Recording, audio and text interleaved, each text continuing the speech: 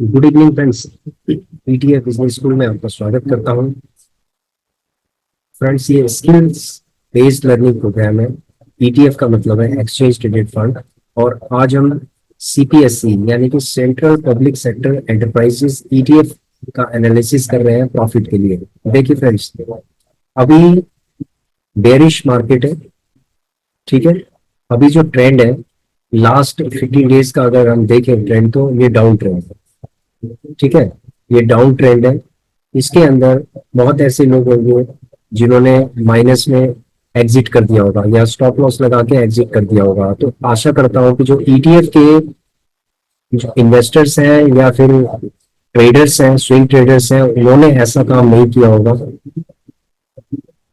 उनके अंदर पेशेंस होना चाहिए, और अगर वो पेशेंस के साथ काम करते हैं तो हमेशा ईटीएफ इन्वेस्टर हो या स्विंग ट्रेडर हो, वो हमेशा प्रॉफिट में रहता है फ्रेंड्स। तो इसीलिए आपको भी पेशेंटली काम करना है।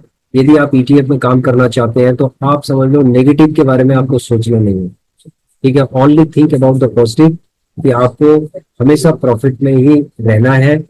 और उसके लिए बहुत सारी स्ट्रेटजीज हैं, lot of strategies are in the market. लेकिन हमने जो स्ट्रेटजीज आपको बताई है, ठीक है, गूगल शीट हमने आप लोगों के लिए बनाई है। आइए चलते हैं हम गूगल शीट में कि किस तरीके से सीपीएससी ईटीएफ का एनालिसिस करते हैं और कैसे इसके अंदर हम आगे का प्लान करते हैं। देखिए फ्रेंड्स, सीरियल नंबर 8 में अगर आप देखेंगे तो ये सीपीएससी ईटीएफ है, ठीक है। हम आज फोकस कर रहे हैं सीपीएससी ईटीएफ के ऊपर, क्योंकि ये गवर्नमेंट कंपनीज है। These are government companies. और ये जो कंपनियां ऐसी हैं कि जो हमेशा जिसका ट्रेंड ऊपर की तरफ रहा है, आपने देखा होगा। अगर आप देखेंगे तो एक साल का ट्रेंड सीपीएससी का, तो आपको अपने आप समझ में आ जाएगा कि सीपीएससी कितना स्ट्रांग है, ठीक है। अभी ये कंसोलिडेशन फेज में है, या फिर आप लगा लीजिए कि करेक्शन के फेज में है, ठीक है। इस केस में हम किस तरीके से इसके अंदर इन्वेस्टमेंट करेंगे और कैसे हम प्लान करेंगे, किस तरीके से हम सोचेंगे ईटीएफ, सीपीएससी ईटीएफ के बारे में। देखिए फ्रेंड्स, अभी हमारी जो गूगल शीट है, गूगल शीट में अगर आप देखेंगे सीरियल नंबर 8 में जो सीपीएससी ईटीएफ है, start buying as per rules, यानी कि ये 40 आरएसआई पे है, यानी कि एक बहुत ही बेहतरीन पॉइंट पे है जहां पर आप स्टार्ट कर सकते हैं बाइंग करना। और जिन्होंने अगर ऊपर बाय भी कर लिया है तो धीरे धीरे करके वो एसआईपी कर सकते हैं, उसकी एवरेजिंग कर सकते हैं, ठीक है। यहाँ पर हमारा जो एक इंडिकेटर है, उसने यहाँ पर क्या बताया, इन्वेस्ट बताया। देखो यहाँ पर भी स्टार्ट बाइंग है, ठीक है, इंडिकेशन समय मिली है। और यहाँ पर भी इसने कहा इन्वेस्ट, यानी कि इसको इन्वेस्ट कर देना है। ये जो इन्वेस्ट तब बताता है जब दोनों, यानी RSI plus DMA, daily moving average, जब दोनों के दोनों एक प्रॉपर एक प्रॉपर सिस्टमैटिक तरीके से इंडिकेशन देते हैं, तो यहाँ पर इन्वेस्ट आ जाता है, ठीक है। नहीं तो नॉट नाउ, ये देखिए नॉट नाउ आ रहा है, इसका मतलब है कि यहाँ पर नहीं करना, इसमें करना है। तो हम अभी सीपीएससी की बात कर रहे हैं। तो सीपीएससी के अंदर हमें, इसका मतलब है कि हमें सीपीएससी के अंदर इन्वेस्ट करना चाहिए, स्टार्ट कर देना है। अब देखिए फ्रेंड्स, हमने पहले भी आपको बताया था कि यदि आप इन्वेस्टमेंट करना चाहते हैं तो आपको अपने फंड को डिवाइड करना पड़ेगा, ठीक है। आपको अपने फंड को डिवाइड करना पड़ेगा। यदि आप 10,000 रुपए का इन्वेस्टमेंट करने जा रहे हैं तो आपको 2,500 करके, यानी कि 4 पार्ट में उसको डिवाइड कर लीजिए या 5 पार्ट में डिवाइड कर लीजिए। यानी कि एक पार्ट में आपको 2,000 का इन्वेस्टमेंट करना है, सेकेंड टाइम में 2,000 का, ऐसे 5 बारी, यानी कि 5 लेवल्स तक आप कर सकते हैं जब 2-2% नीचे गिरेगा, ठीक है। अब कई लोगों का क्वेश्चन ये है कि सर ये 10% तो गिरता ही नहीं है, 10% ये अगर ऑलरेडी गिरा हुआ है तो हम इसको किस तरीके से इन्वेस्टमेंट करें, क्या करें। देखिए फ्रेंड्स, यदि मैं आगे के लिए अगर प्लान करता हूं तो मैं किस तरीके से प्लान करूंगा। देखिए, सबसे पहले मैं अपने डीमेट अकाउंट के अंदर जाऊंगा। यहाँ पर देखो, यहाँ पर सबसे पहले मेरे को समझ में आ गया कि सीपीएससी एक बहुत ही स्ट्रांग, और इसका फंडामेंटल बहुत स्ट्रांग है ईटीएफ का। इसका मतलब है कि मुझे इसके ऊपर बेट लेने की जरूरत है, कोई दिक्कत नहीं है मुझे इसके इसमें, ठीक है। सारी गवर्नमेंट की कंपनीज है, यानी सरकारी ईटीएफ है। ये रिटायर्ड लोगों का एक बहुत ही बड़ा फेवरेट है, ठीक है, ईटीएफ। तो यहाँ पर इसने इंडिकेशन दे दिया start buying as per rules. देखिए फ्रेंड्स, यहाँ पर स्टार्ट कर देना है, ये नहीं है कि आपको सारा झोंक देना है, आपको स्टार्ट कर देना है। यहाँ पर देखो डीएमए भी माइनस है तो इन्वेस्ट आ गया। अब चलते हैं हम इसके चार्ट में। देखिए फ्रेंड्स, ये सीपीएससी का चार्ट है, और आप देख रहे होंगे कि सीपीएससी 2 अगस्त 2 अगस्त के बाद ये नीचे करेक्शंस के दौर में है, यानी कि अगस्त के बाद सितंबर अक्टूबर यानी 2 महीने तक ये करेक्शन के दौर में चल रहा है। ठीक है, 2 महीने करेक्शन के दौर में चल रहा है, और ये बहुत ही नीचे नीचे की तरफ जा रहा है। ये 106 के आसपास था, और 106 से कितना आ गया, यानी कि 10 रुपए नीचे गिर गया है। अब ये और कितना गिरेगा नीचे, ठीक है। ये कितना और नीचे गिरेगा अभी कोई पता नहीं है कि कितना गिरेगा, हो सकता है 92 पे जाए, लेकिन ये अगर हम पीक से देखें तो 10 रुपए ऑलरेडी गिर चुका है। और आरएसआई इसका कितना हो गया, 37 या 40, 37 से 40 के बीच में है। तो इसका मतलब है एक बहुत ही जबरदस्त इसके अंदर बाइंग की अपॉर्चुनिटी बन रही है।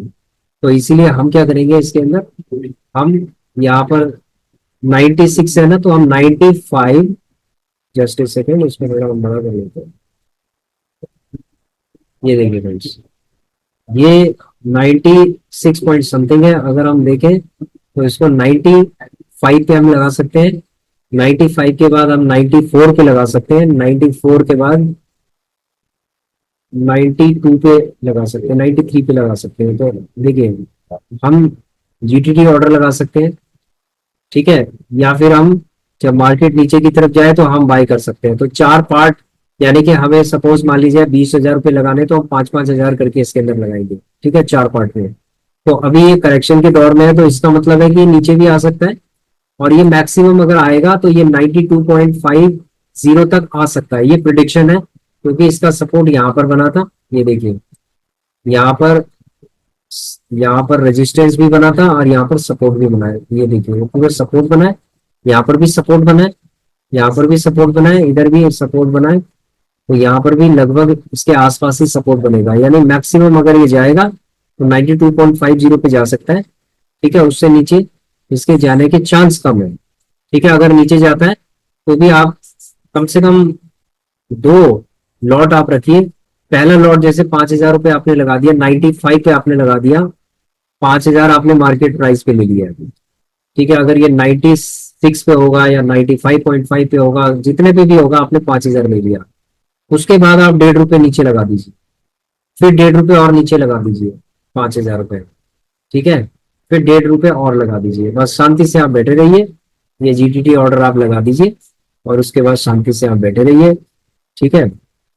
और अगर आपको लगता है कि इसका ट्रेंड एकदम से चेंज हो गया है, तो आप ये लगा लीजिए कि आप थोड़ा थोड़ा करके इसमें बाई कर सकते हैं, और उसके बाद जब ये ऊपर की तरफ जाएगा 106, 105 पे, तो उसके बाद अपना प्रॉफिट लेके आप निकल सकते हैं, ठीक है। ये तो रहा आपका स्विंग ट्रेडिंग के लिए।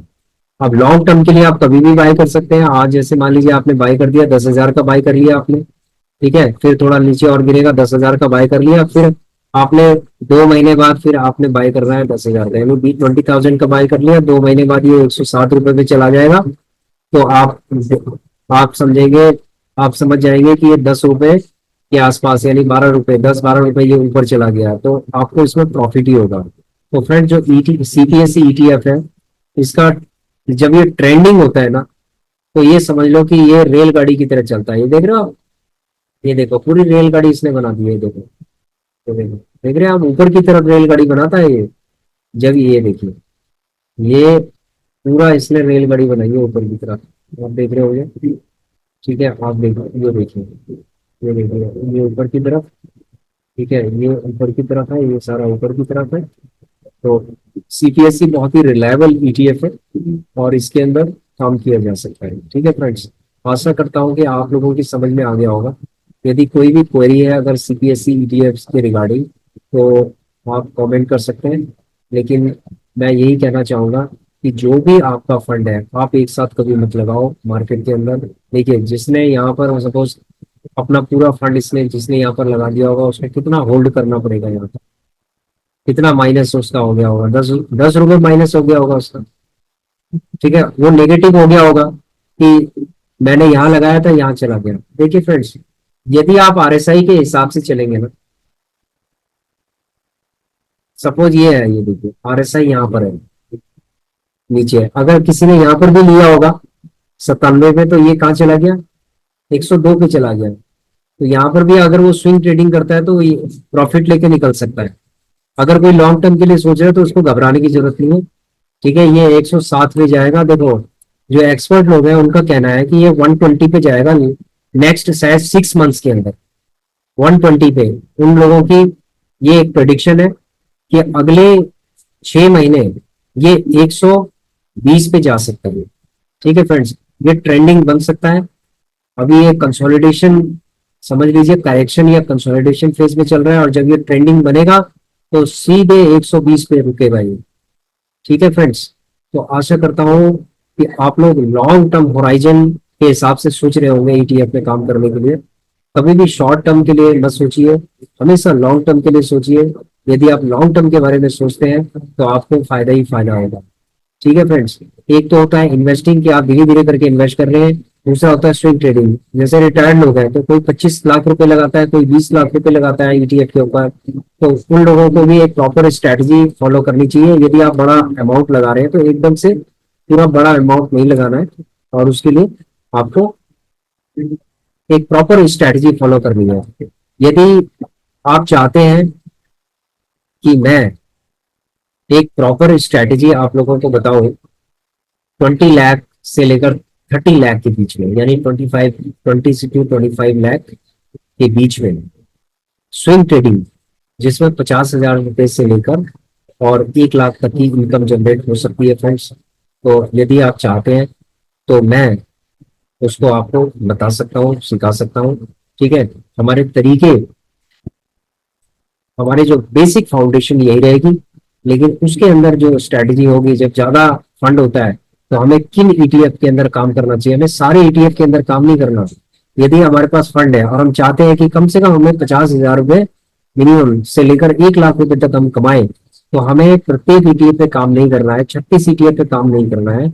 हमें सिर्फ हमें मैक्सिमम 10 ETF पे काम करना है, टॉप 10 ETF पे काम करना है। उनमें से भी हम कुछ ऐसे सेलेक्ट करेंगे जो बेस्ट होंगे। ठीक है फ्रेंड्स, तो यदि आप चाहते हैं तो आप कमेंट करके जरूर बताइएगा।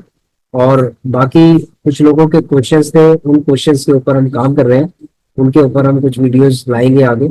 ठीक है, अभी उसके ऊपर हम थोड़ा सा रिसर्च कर रहे हैं। देखो, आपकी कोई भी क्वेरीज होती है ना, उसके ऊपर हम पहले रिसर्च करते हैं। ठीक है, पहले हम देखते हैं कि रिसर्च करने के बाद क्या इम्पैक्ट है इसका, वास्तव में फायदा है नहीं है, ठीक है, इससे कोई नुकसान तो नहीं है। बहुत सारी चीजें हम एनालिसिस करने के बाद तब जाके आपके सामने प्रेजेंट करते हैं। तो ये जो CPSC का जो हम प्रेजेंटेशन कर रहे हैं, इसको प्रेजेंट कर रहे हैं फ्रेंड्स, ये एक्सपर्ट लोगों का भी कहना है 120 पे ये जाएगा ही जाएगा, और धीरे धीरे करके आप इन्वेस्टमेंट इसके अंदर स्टार्ट कर सकते हैं।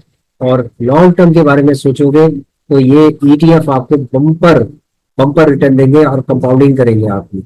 ठीक है फ्रेंड्स, तो आशा करता हूँ कि आपको CPSC के बारे में समझ में आ गया होगा। इसी तरीके से आप यदि चाहते हैं किसी और ETF का, तो हम उसका भी एक छोटा सा एनालिसिस कर सकते हैं, माइक्रो एनालिसिस कर सकते हैं। बाकी गूगल शीट मैंने सभी लोगों को शेयर की है, और सभी लोग जानते हैं कि गूगल शीट के अंदर किस तरीके से काम किया जाता है। ठीक है, यदि आपको ये लगता है कि आप इसके अंदर गूगल शीट के अंदर काम नहीं कर पा रहे हैं, या कोई प्रॉब्लम आ रही है आपको, तो आप कमेंट करके आप बताइए। तो मैं गूगल शीट में किस तरीके से काम कर रहा है मैंने एक बार बता भी दिया है, और मैं स्पेशली एक वीडियो बनाऊंगा कि how to work in Google sheet with Google sheet, कि गूगल शीट के साथ आपको काम कैसे करना है। ठीक है, बहुत सारी चीजें गूगल शीट के अंदर है, लेकिन क्या चीजें ऐसी देखनी है कि जो इम्पोर्टेंट है आपके लिए, और भविष्य में आपको प्रॉफिट बनेगा ही बनेगा। ठीक है फ्रेंड्स, तो आशा करता हूं कि आप लोग अभी इन्वेस्टिंग मोड में होंगे, और आराम से अभी प्रॉफिट के बारे में मत सोचिए। अभी आप सिर्फ इन्वेस्टिंग, ये जो एक ऐसा दौर है, इसके अंदर इन्वेस्टिंग मोड कहते हैं इसको, एक ऐसा मोड है जिसके अंदर आप सिर्फ इन्वेस्टिंग के बारे में सोचिए, अभी प्रॉफिट के बारे में मत सोचिए। ठीक है, बहुत लोगों का जो पोर्टफोलियो है, हो सकता है जिनका बहुत पुराना पोर्टफोलियो होगा उनको तो हमेशा ग्रीन ही रहेगा, लेकिन जिन्होंने रिसेंटली अभी 2 महीने 2 महीने 2.5 महीने पहले अपना बिल्ड किया होगा तो उनका हो सकता है कि नेगेटिव भी हो गया होगा, तो कोई दिक्कत नहीं है, घबराने की जरूरत नहीं है। जो रेड है वो ग्रीन नहीं होगा, और आराम से आप अपना प्रॉफिट बनाते जाएंगे। ठीक है फ्रेंड्स, तो आशा करता हूं कि आप सीपीएससी के बारे में आप समझ गए होंगे, और किस तरीके से ये बिहेव करता है ये भी आप समझ गए होंगे, और इसके अंदर प्रॉफिट कैसे बनाना है ये भी आप समझ गए होंगे। ठीक है friends, thanks for watching our video, please share, subscribe and like our channel. Thank you.